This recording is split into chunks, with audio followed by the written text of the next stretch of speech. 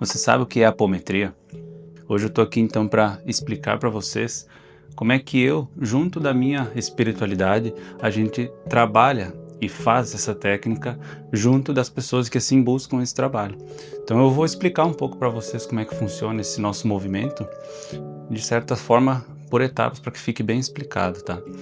O nosso primeiro momento aqui na apometria é sempre atender a parte espiritual que chega junto com os pacientes aqui, seja de forma física ou à distância. A gente sempre reserva esse primeiro momento para atender a parte espiritual que vem acompanhando junto com as pessoas. Feito isso, né, esse primeiro movimento, então a gente começa a parte mais técnica, aonde a gente começa fazendo assim certos desmanches de algumas energias que possam estar junto da pessoa ou de alguma forma espiritual, como a gente diz. É muito comum as pessoas usar o termo de chips, né? Eu acho legal aproveitar esse momento até para explicar um pouco, né? Às vezes, uma metáfora fácil de entender é uma pessoa que passa muito tempo, às vezes, na rede social, no celular, e lá no final do dia ela ficou muito desgastada em função de estar junto daquela tecnologia e no fim das contas aquilo não frutificou nada de muito bom. Lá no plano espiritual, nessa parte invisível, existe a mesma coisa, um mecanismo tecnológico que pode estar ali sendo usado de forma obsessiva para drenar a tua energia, para te conduzir a um pensamento que não é bom. Então esse primeiro momento a gente reserva ele para fazer dessa forma, fazer como se fosse assim uma visualização do que está acontecendo, porque cada pessoa é uma situação, e fazer essa retirada desse processo. A gente, pós isso, concentra muito da parte da energia, do fluido, para dedicar alguma cura que a pessoa está precisando. Às vezes, quando a gente faz uma terapia mais ampla, a gente trabalha um geral, as energias, os chakras. Quando eu trabalho na apometria, a pessoa pode ter um problema no fígado, por exemplo. Então a gente dedica um tempo maior para esse fluido trabalhar lá no fígado, né? Ou outro órgão, ou alguma outra situação. Dado esse processo, a gente começa então a parte que eu acho que é a mais interessante, onde a gente busca encontrar traumas, né? Os traumas da infância, algum bloqueio que aconteceu nessa fase da criança, ainda ali do bebê, e a gente, junto dessa parte espiritual, sempre encontra aquilo de forma mais inteligente para trabalhar naquele momento.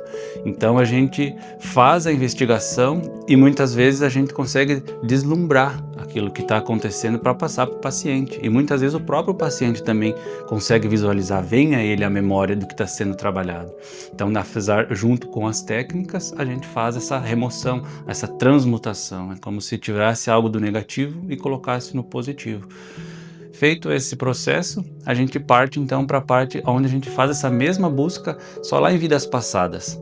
Vou dar um exemplo, né? O que seria um trauma, um bloqueio de uma vida passada? Às vezes a pessoa tem assim medo de cavalo, tem medo de viajar, medo de nadar, do rio, e muitas vezes não aconteceu nada que gerasse esse medo. Então a gente entende que esse processo aconteceu lá numa vida no passado. Então a gente aproveita esse momento aqui também para fazer esse resgate, às vezes de uma única situação ou de várias. É isso que eu sempre pontuo. Quem é a inteligência superior que me ajuda é o plano espiritual, é os mentores, é os médicos que estão sempre junto da gente. Após isso, a gente trabalha algumas reorganizações dos corpos espirituais, porque com a nossa vida, com as nossas escolhas, com as experiências, pode ter sim dado algumas desconexões disso. E para que serve todo esse reencontro, né? Para que a pessoa lembre que tem uma alma dentro dela, que existe um propósito, que tem uma forma de viver mais natural e mais leve e mais feliz. E de uma forma resumida, é meio que assim que a gente trabalha. Para que no final das contas a gente separe um tempo para a pessoa ser recebida pelo plano espiritual de uma forma muito cirúrgica, digamos assim, para que ela receba lá, se é algo na saúde, um tratamento sofisticado, se ela precisa estar em algum ambiente específico para receber essa cura, se ela precisa de repente encontrar algum falecido que tem muita dor no processo para que haja compreensão dessa morte que aconteceu, a gente dedica esse espaço no final. Então, de uma forma bem resumida, como eu trabalho a apometria, ela tem esse passo a passo, né? E espero que tenha ficado de uma forma bem esclarecida. Se ficou dúvidas, busque o nosso contato, e eu queria me apresentar também. Eu me chamo Gabriel, e se de alguma forma essa mensagem, né, ecoou no teu coração e quiser que eu faça parte dessa tua ajuda, né, dessa tua transformação, é só me chamar.